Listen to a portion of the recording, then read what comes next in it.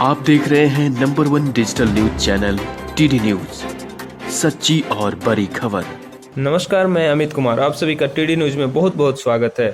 अभी हम बिहार हिंदी साहित्य सम्मेलन में मैं हारी नहीं हूँ पुस्तक के लोकार्पण के उपलक्ष्य में आयोजित लघु कथा गोष्ठी में अनेक शुद्धिगण के साथ उपस्थित हैं। आइए साहित्य सम्मेलन के अध्यक्ष अनिल सुलभ जी से बात करते हैं। सर, आज जो पुस्तक का अनावरण होने वाला है, मैं हारी नहीं हूँ, सर ये पुस्तक कौन, इसके लेखक कौन है?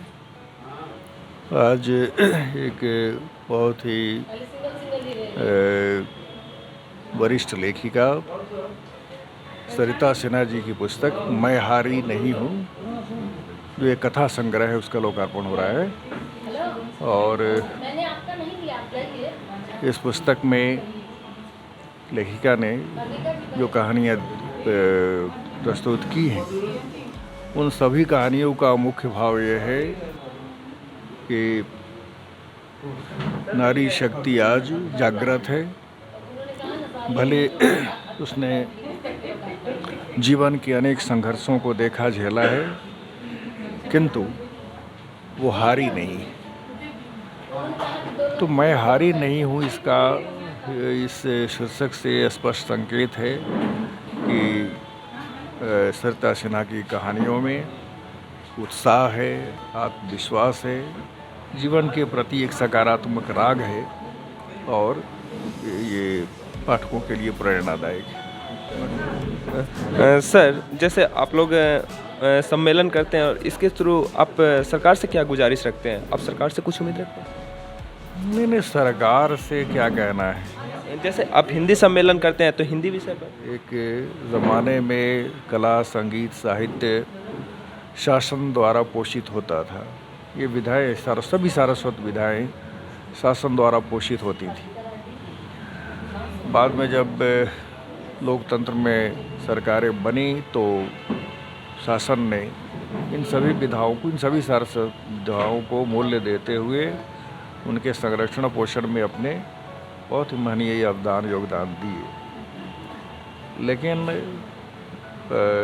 हाल के दिनों में जैसा मुझे प्रतीत होता है, अब सरकार की प्राथमिकताओं में कला, संगीत, साहित्य नहीं है, क्योंकि आज की राजनीति वह दबाव की राजनीति हो गई। जो सत्ता पर दबाव बनाए उसकी पूछ और पहुँच होती है, उसकी पूछ की जाती है, उसकी बातें सुनी जाती हैं। कला, संगीत, साहित्य तो साधना का क्षेत्र है, इसमें साधक गण हैं, वो संघर्ष कहाँ करते। इसी कारण लगता है कि आज सरकार का ध्यान इस पर नहीं है। लेकिन सरकारों को ये समझना चाहिए कि ये कला, संगीत और साहित्य ही है जो मनुष्य को मनुष्य बनाती है, शक्ति देती है, और साहित्य में वो शक्ति है जो समाज को बदल सकती है। तो ऐसे में सरकारों को सचेत रहना चाहिए।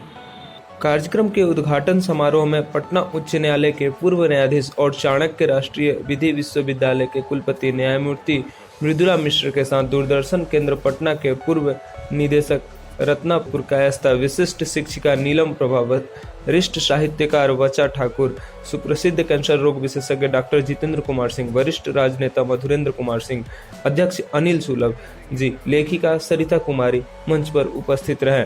इस पुस्तक के कहानियों में लेखिका जीवन के प्रति उत्साह और आत्मविश्वास को सृजन करती है। इसकी नायिकाएं संघर्ष करती है, दुख सहती है, पर न तो जीवन से निराश होकर थकती है और न हारती है। दुख से क्लांत और जीवन के संघर्षों से परास्त स्त्रियों के मन को सरिता जी की कहानियां ऊर्जा भरती है और उन्हें पुनः उठ खड़ा होने की ऊर्जा देती है। धन्यवाद।